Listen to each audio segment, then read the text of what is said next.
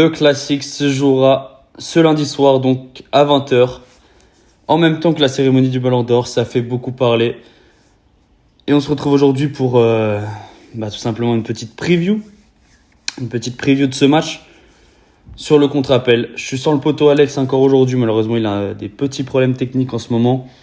Ça va vite se régler. J'aurais préféré faire cette analyse du match. En tout cas, de cette preview du match avec lui. Bon, on va... Et débattre également du fait que... Qu'est-ce qu'on en pense ? Que ce match soit en même temps que cette cérémonie du Ballon d'Or qui va mettre, je le pense en tout cas, à l'honneur le PSG avec Ousmane Dembélé notamment. Oui, c'est dommage. Oui, c'est dommage que ça soit en même temps que cette cérémonie qui cette année en plus va célébrer le Paris Saint-Germain, qui va mettre en avant ses joueurs, notamment je pense à Hakimi, Vitinha qui vont jouer. J'imagine que c'est Dembélé qui va remporter ce Ballon d'Or, peut-être entre guillemets heureusement parce qu'on n'est jamais content de la blessure d'un joueur, heureusement qu'il joue pas ce match, en tout cas qu'il est absent pour ce match et qu'il sera donc à la cérémonie. Maintenant, si c'est Hakimi qui reçoit le Ballon d'Or juste après le match, c'est un peu dommage. Je dis juste après le match parce que oui, la cérémonie a été décalée. J'ai entendu beaucoup, le match aurait pu être décalé un autre jour que la cérémonie, etc. La cérémonie prime, en tout cas, met en avant et récompense, ce qui se passe sur le terrain. Donc, qu'une cérémonie on peut en penser ce qu'on veut du Ballon d'Or. Moi, j'aime plutôt ce prix, etc. On a tous grandi, tous les fans de foot ont grandi avec ce prix. Il veut dire quelque chose, ce prix, par essence. Maintenant, qu'une récompense individuelle, marketing et médiatique prône et la priorité sur le terrain, ça j'en suis pas d'accord. S'il y avait quelque chose à décaler, ça aurait été la soirée du Ballon d'Or. C'est évidemment compliqué, etc. en termes d'infrastructure, de plein de choses, de calendrier. Maintenant, décaler un match, ça l'est tout autant. On va parler du match juste après. On est là vraiment pour parler du match. Je fais juste une aparté. Je vous mettrai un timecode pour quand est-ce qu'on va commencer à parler vraiment du jeu, en tout cas. Maintenant, voilà, c'est comme ça. C'est peut-être c'est certainement la plus grande récompense du foot. Elle a été décalée en plus de 30 à 45 minutes. Et le Ballon d'Or sera remis entre 22h30 et 23h. Tout le monde pourra fêter ça et voir ça après avoir vu le match. J'ai entendu que ça pouvait accabler pénaliser en tout cas les audiences sur un match que PSG, parce que c'est peut-être au niveau de la Ligue ton plus gros match de la saison. Un classique, un OM PSG au Vélodrome, c'est peut-être ton affiche numéro 1. C'est à débattre, mais tu peux défendre cet argumentaire-là. Donc maintenant c'est comme ça. Il y a des règles. En fait, c'est un faux débat pour moi parce que il y a des règles qui ont été mises en place. Et les règles, elles le disent très clairement. La Ligue a mis en place l'année dernière une règle qui est trouvable sur le site de la LFP en raison d'un temps péril, et que si le match n'a pas débuté, il est remis au lendemain, donc, et ça ne s'applique pas si une rencontre de championnat, une Coupe de France, une compétition européenne est prévue pour l'un des deux clubs dans les 2 jours suivants. C'est pas le cas. Donc on peut totalement jouer dans le règlement, ça dit on doit jouer le lendemain. Donc on joue le lendemain. Les heures de 15h, 17h, etc. qui auraient pu profiter aux Parisiens pour aller après notamment à la remise du trophée. C'est un total foutage de gueule pour moi parce que évidemment les gens bossent, que ce soit les spectateurs et les téléspectateurs, les supporters présents au stade, mais aussi les téléspectateurs qui travaillent le lundi tout simplement à cette heure-là. Tu mets pas un classique lundi à 15h, c'est ridicule. Il y a des règles, il y a eu des intempéries qui ont justifié l'arrêt d'un match. On va pas mettre en danger les spectateurs, etc. Donc voilà. Après, j'ai entendu aussi mardi. Maintenant, l'OM a un match vendredi contre Strasbourg, donc match important. Puis mardi d'après, face à l'Ajax, encore un match important. Ce n'était pas dans l'intérêt de l'OM de jouer ce match à ce moment-là. Et puis voilà, après c'est comme ça. De toute façon, le règlement est le règlement. Je peux comprendre les Parisiens, les supporters parisiens qui sont un peu dégoûtés de ne pas voir toute cette délégation parisienne arriver au Théâtre du Châtelet.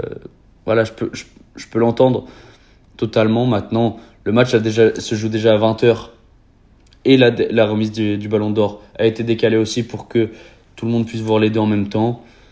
Puis cette cérémonie, elle a pas non plus, c'est pas la cérémonie la plus fun du monde, quoi. Si on regarde tous les buts de l'année, on ronfle un peu sur la cérémonie, c'est bien, ça va être très beau, hein, on va voir Ousmane prendre son Ballon d'Or. Bon, voilà. Moi, en plus de ça, voilà, Ousmane ne joue pas, donc ça va sûrement être lui. Hein, ça se trouve c'est Hakimi et tout ce que je dis tombe à l'eau, mais là on est plus sur quand même du Ousmane Ballon d'Or, de ce qui se dit. On pourrait faire une vidéo entière là-dessus, malheureusement c'est pas non plus ce qui m'intéresse le plus dans le football. On voulait faire une vidéo on élit notre Ballon d'Or, et vous auriez vu que je ne favorisais peut-être pas autant que ça Dembélé. J'aurais peut-être choisi d'autres joueurs au-dessus de lui, notamment un autre Parisien dont j'ai déjà parlé. Maintenant, on a eu un problème technique donc avec Alex, donc on va passer outre et on va passer au match, surtout parce que c'est ce qui nous intéresse le plus, le match, avec tout d'abord les compos. Et là, il y a des choses à dire. Là, il y a des choses à dire qui sont peut-être plus intéressantes qu'une récompense individuelle, parce que c'est un chantier. On va commencer par celle du PSG. Chantier important parce que des blessures, comme on peut le voir, que ce soit Dembélé, Doué, Neves, Barcola, Beraldo également dans une moindre mesure. C'est une vraie question pour Luis Enrique. J'ai vu pas mal de compos probables, pardon.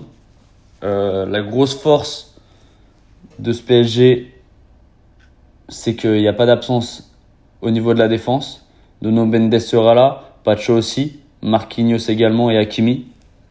Ça, c'est le PSG peut être content maintenant. Au milieu, il y aura des absents. Sûrement Zaïre Emery qui va être titularisé juste ici.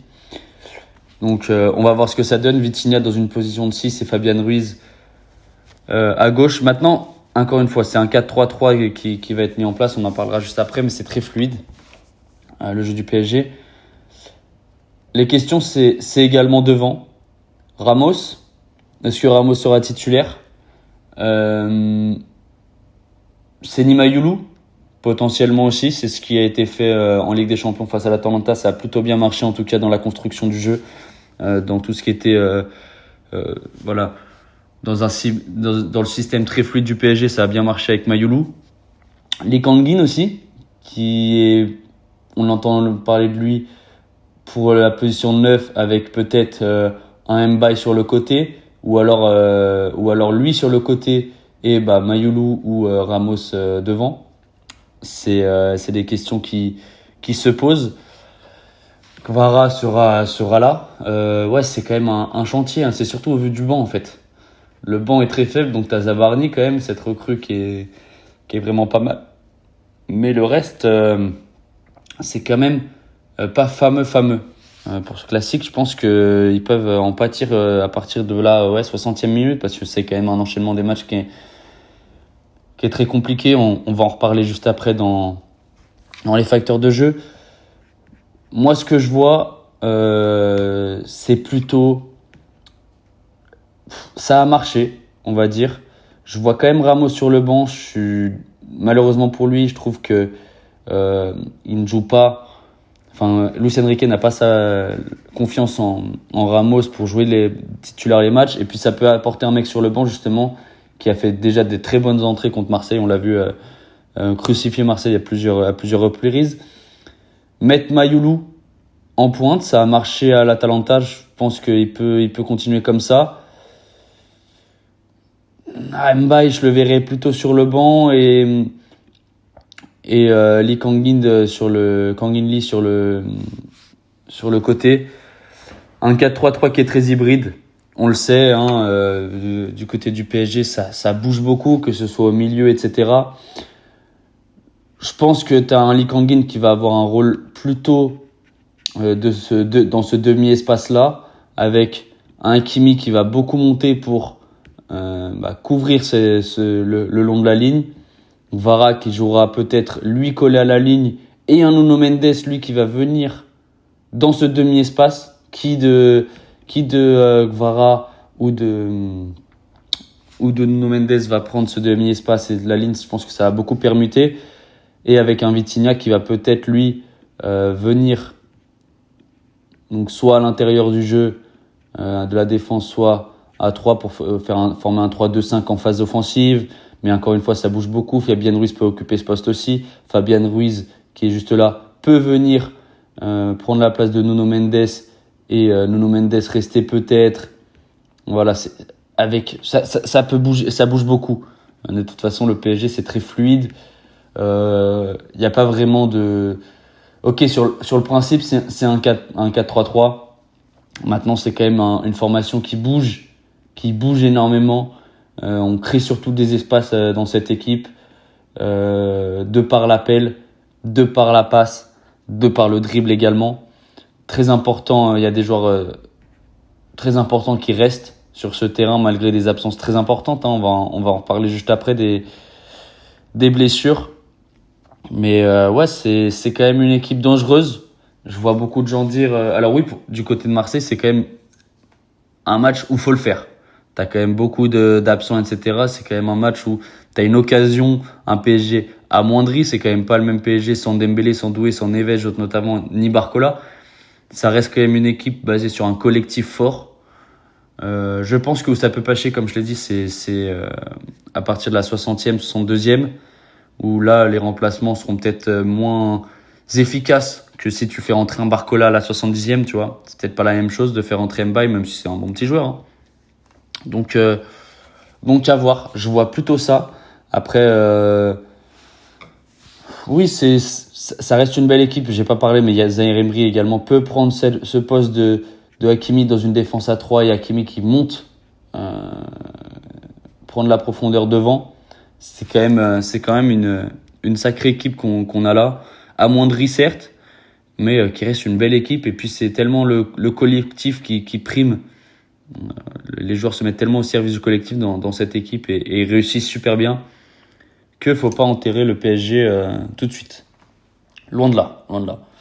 Passons à l'OM, parce que du côté de Marseille aussi, il y a beaucoup d'interrogations. L'OM qui reste sur une défaite assez cruelle du côté de Madrid, mais qui ont bien joué. Kondogbia est absent, lui qui a été très important dans ce match face au Real, dans la relance, notamment à partir de la 30e minute, vraiment, où il a pris même la 20e minute, où il a pris confiance, etc. C'était vraiment pas mal. Donc, quid de la défense? Déjà, la défense, sacrée question. Je les vois partir sur... donc, l'OM, sur le papier, c'est un 4-2-3-1.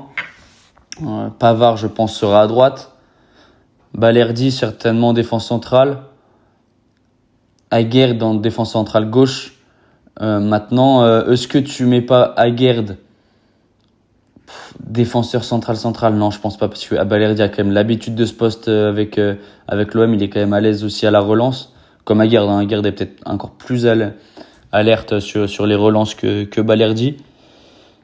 Medina pourrait en faire les frais. C'est vrai que Emerson Palmieri a fait un sacré match a fait un match très encourageant contre le Real, a fait un très bon match. Je pense que Medina pourrait en pâtir, laisser sa place à Aguerd. Maintenant, Medina pourrait aussi prendre la place de Palmieri et jouer peut-être un rôle dans une défense dans une formation plus défensive, plus portée vers la défense. Maintenant, je vois quand même que peut-être de la continuité et un Medina sur le banc, même si moi j'aimerais bien voir Medina titulaire, mais en fait souvent on va le voir, des Zerbi aiment qu'il y ait un latéral plus offensif, et un plus défensif. Donc plus défensif, ce sera Pavard. Et Palmieri, plus offensif. On va le voir juste après dans l'animation. Højbjerg va pas bouger, je pense. Il prendra ce rôle un peu de relanceur qu'avec Kondogbia, relanceur important qu'avec Kondogbia. Angel Gomez ou Vermeeren, c'est Vermeeren qui est rentré face au Real. Il aura peut-être ce rôle aussi de très bon relanceur. Maintenant, Angel Gomez n'a pas joué face au Real justement, peut-être a été ménagé. Pas sûr que tu ménages des joueurs en Ligue des Champions, mais voilà. Je vais mettre Angel Gomez pour l'instant. C'est très interchangeable. Hein. C'est vraiment, je vois beaucoup de compositions probables, etc. Du côté de l'équipe, etc. Mais c'est souvent pas des infos, mais des intuitions qu'ils donnent. Hein. C'est souvent ils ont rarement raison l'équipe quand même sur leur compo probable. Sur ce rôle de 10. Donc, qui va prendre le couloir, un petit peu le demi-espace, Nadir O'Reilly. Ça m'étonnerait pas, Nadir a déjà été titulaire dans des gros matchs face à Lyon, face au PSG, etc. Mais n'a jamais apporté vraiment satisfaction. O'Reilly, sans être trop en vue contre le Real, en étant discret, a fait un match pas mauvais, même s'il était plutôt discret. Ça m'étonnerait pas de le voir commencer titulaire et de voir Bilal rentrer plutôt. Et donc avoir O'Reilly au poste de numéro 10. Entre Peshao et Weah, je pense que Peshao va revenir petit à petit, etc. À son meilleur niveau, à 100%. Pour l'instant, ça n'est pas le cas. Je pense que Weah, en plus de ça, a fait un très bon match contre le Real, va jouer et Peshao rentrera. Tout comme Aubame, que je le vois préférer à Gouiri pour ce match face au PSG. Malgré que moi j'ai plus peut-être les faveurs de Gouiri, je suis peut-être plus dans la team à préférer Gouiri, mais de toute façon il faut de bons neufs. Ça m'étonnerait pas, encore une fois, que ça ne ressemble pas à ça sur le papier, mais dans l'animation en tout cas oui. Il peut y avoir Bilal Nadir ici, il peut y avoir Peshao déjà titulaire, même si ça m'étonnerait un peu, et Vermeeren, tout comme Gouiri. Pour l'animation, c'est tout simple. Hein. Tu as vraiment cette défense à 3. On sait que Gouiri aime, en phase offensive en tout cas, cette défense à 3. Gouiri qui aime coller la ligne, qui est demandé de coller la ligne, tout comme Weah. Je pense c'est lui aussi qui va coller cette ligne. Emerson qui va monter pour faire ce milieu là en boîte, ce milieu en carré. Avec Aguerd qui viendra là, Balerdi au centre et Pavard sur le côté, même si ça c'est vraiment c'est fluide aussi du côté de l'OM, mais on aura vraiment, je pense, ce milieu comme ça là qui aime bien avoir des Herbies, ce milieu en carré avec les 5 côtés, les 5 couloirs qui sont occupés. Les 5 couloirs guardioliens, comme on les appelle. 1, 2, 3, 4 et 5. Donc ça va ressembler à ça, je pense, en face offensive. On a vu un 4-4-2 en face défensive face au Real. À voir s'il sera reconduit. Peut-être que Greenwood a pas fait assez d'efforts aussi dans ce match face au Real. D'efforts défensifs, même si c'est lui qui récupère la balle sur le premier but de l'OM. Donc à voir, surveiller la profondeur, on va en reparler dans les clés du match. Mais je verrais bien plutôt ça. Et mais sur le papier, ce 4-2-3-1, hop là, qui ressemble à peu près à ça. On va remettre les joueurs à peu près à leur position. Mais vraiment, c'est assez choquant à quel point ils collent la ligne, ils mangent vraiment la ligne. Tout comme le Paris Saint-Germain, c'est des formations qui se ressemblent, je trouve. Très fluide dans la tactique, je veux dire. C'est un peu la même école de football, école un peu guardiolienne, tout ça. Ça bouge beaucoup, c'est très fluide et ça joue en 3-2-5 entre guillemets, parce que encore une fois, je suis pas un fan des dispositifs très numérés. C'est comme je le dis, c'est très fluide. Mais voilà, ça se ressemble dans peut-être aussi l'utilisation du ballon, etc. On va y revenir sur les clés du match. On commence avec les premières. Attention aux blessures. Attention aux blessures parce que du côté du PSG en tout cas, sacrée saison qu'ils ont sorti l'année dernière et ça fait pas mal de blessures. Comme on peut le voir là, donc on n'en a pas parlé tout de suite, mais parce que je le gardais pour maintenant. Dembélé, Doué, Neves, Barcola blessé. Beraldo encore une fois dans une moindre mesure. C'est chaud. C'est chaud du côté du PSG parce que y a des joueurs auxquels il faut faire attention. Également, déjà, tu as perdu beaucoup de joueurs dans une saison qui a été très longue l'année dernière. Dembélé qui s'est beaucoup blessé dans sa carrière. Doué, Neves, Barcola, c'est des joueurs jeunes, des organismes jeunes. Donc Beraldo aussi, donc faut faire attention à pas trop solliciter le corps de ces joueurs. Ça fait que cette saison, moi, je m'inquiète côté Paris Saint-Germain parce que s'ils veulent aller loin partout en Ligue des Champions, etc., si tu te retrouves avec cette équipe-là en demi-finale de Ligue des Champions, ça ressemble un peu et encore pire que ça, c'est encore pire même qu'Arsenal l'année dernière, mais ça en demi-finale de Ligue des Champions, pas sûr que ça passe. C'est le fait aussi d'avoir pris que 3 recrues sur ce mercato, Zabarni, notamment qui lui est une vraie valeur, une vraie valeur ajoutée, mais de ne pas avoir vraiment fait un gros mercato, Chevalier au poste de gardien par exemple, pas avoir fait un très gros mercato, tu peux en pâtir au final. Attention blessure aussi parce que j'ai vu Vitinha notamment se toucher la cuisse. Ça on va pas faire comme ça, la couleur c'est pas très bien. Bref, Vitinha se touche la cuisse contre l'Atalanta. Tu vois, s'il sort à la 50e minute, c'est encore un joueur différent, encore un joueur changé. Ça fait mal. Hakimi également qui a sorti énormément de minutes, que ce soit avec le Maroc et avec le PSG l'année dernière, qui a un rôle en plus où il court beaucoup. Donc attention à ce match parce que on dit les blessures qu'il y a déjà, mais t'es pas à l'abri d'avoir des blessés pendant le match. Très dangereux quand même, très dangereux. Je suis pas fan d'avoir pris que 3 joueurs. Après, ils connaissent mieux le foot que moi, Luis Enrique, etc. Mais je le vois quand même que t'as des trucs inquiétants. Même tous les Parisiens, que ce soit Neves, on l'a vu qui s'est pété, mais Vitinha qui a fait quand même la phase de Ligue avec le Portugal qui allait très loin, Nuno Mendes aussi qui allait très loin. Il y a eu la Coupe du Monde des clubs, tu fais phase de Ligue, Ligue des Nations, pardon. Coupe du Monde des clubs, finale de Ligue des Champions, plus la Ligue 1, etc. D'un moment, les organismes, ils ont mal. Et puis après, cette saison, il y a la Coupe du Monde, etc. On a fait une vidéo, déjà, y a-t-il trop de matchs sur la chaîne. On répond, je vous invite à la regarder. On donne notre avis. C'est compliqué. Même Fabian Ruiz, qui joue tous les matchs avec l'Espagne, ou presque.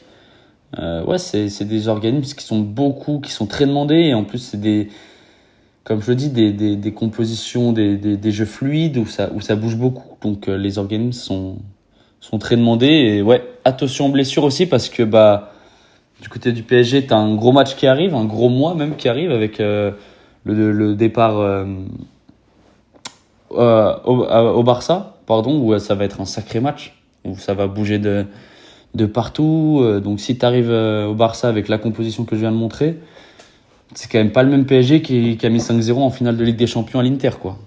Surtout qu'après tu vas au LOSC. On sait que le LOSC, tu affrontes le LOSC, c'est pas facile.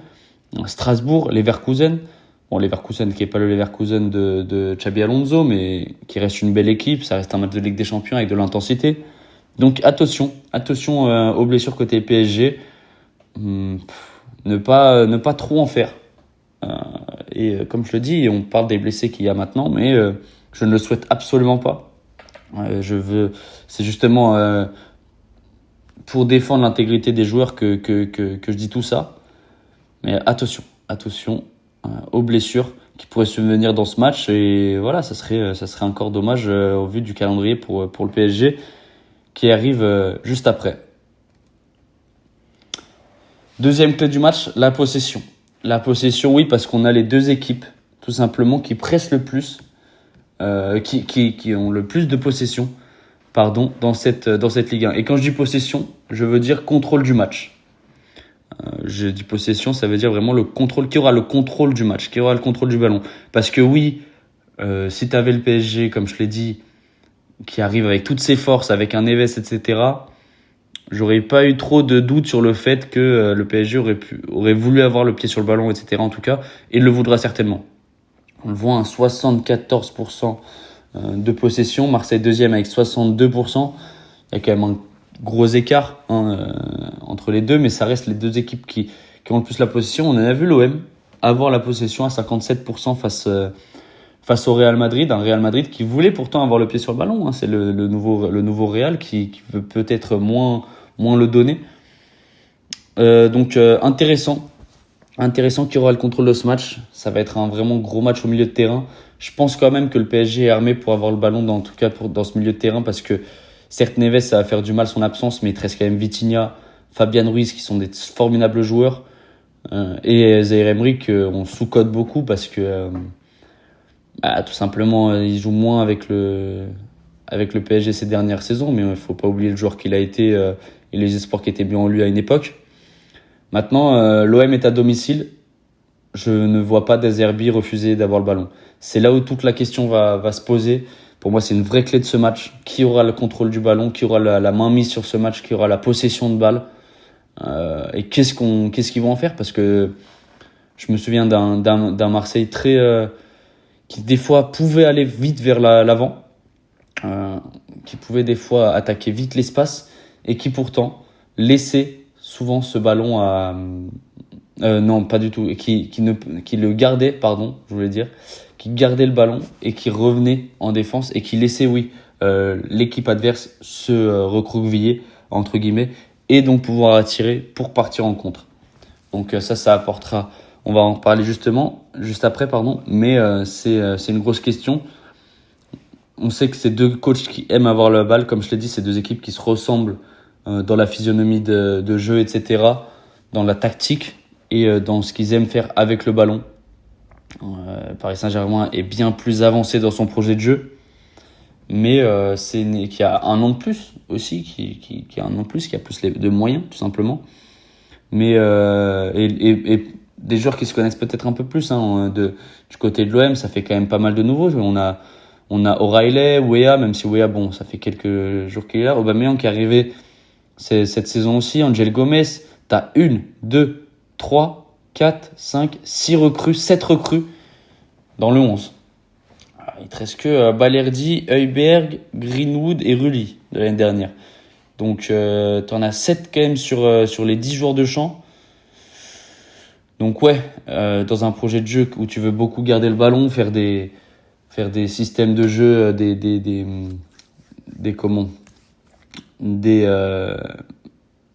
mouvements de balle qui sont connus, répétés, ça peut jouer. Donc quid de la possession? Qui aura la possession, le contrôle du match? C'est la première clé, et ça amène la gestion de la profondeur. Parce que on a deux formations avec des joueurs très rapides, que ce soit du côté du PSG avec sur les ailes, comme je l'ai dit tout à l'heure, Nuno Mendes, Hakimi, qui ont des joueurs qui vont à 3000, Kvaratskhelia aussi qui attaque plutôt bien la profondeur. Donc à voir, c'est vraiment très fluide à chaque fois. T'as un joueur qui revient, l'autre qui part, etc. Du côté de l'OM, ils sont pas en reste non plus. On l'a vu avec Weah qui attaquait vachement bien la profondeur contre le Real. Donc cette gestion de la profondeur va être très importante. Maintenant, que ce soit du côté de l'OM et du côté du PSG, tu as des défenseurs plutôt rapides. En la personne de Pavard qui n'est pas lent, en Aguerd qui est rapide, Balerdi non plus n'est pas un joueur lent, tout comme Marquinhos et Pacho qui sont des joueurs très bons dans la couverture de la profondeur. Donc ça va être intéressant à voir, mais c'est pour moi une clé importante, la gestion de la profondeur de ce match, une vraie clé de ce match. Une question très importante. Et puis l'efficacité dans les deux surfaces, j'ai privilégié surtout les gardiens dans ce match parce que je pense que ça va être un match non pas fermé, mais où il va y avoir des occasions. On l'a vu face au Real. Je cache un petit peu notre ami Chevalier, je peux le décaler peut-être derrière moi. On l'a vu contre le Real. ils n'ont pas été assez efficaces en première mi-temps. Beaucoup ont dit oui, l'OM aurait pu se prendre 4-0, etc. On a répondu, on a fait notre analyse nous, du match avec Alex dans le contre-appel en disant que le gardien fait totalement partie intégrante de l'équipe et du football. Si les gardiens sont efficaces, ça sera tout à l'heure aux honneurs. Et voilà, ça peut être un match où les gardiens vont devoir briller et ça sera peut-être à le gardien qui fera le moins d'erreurs qui aura tout simplement raison du score de ce match.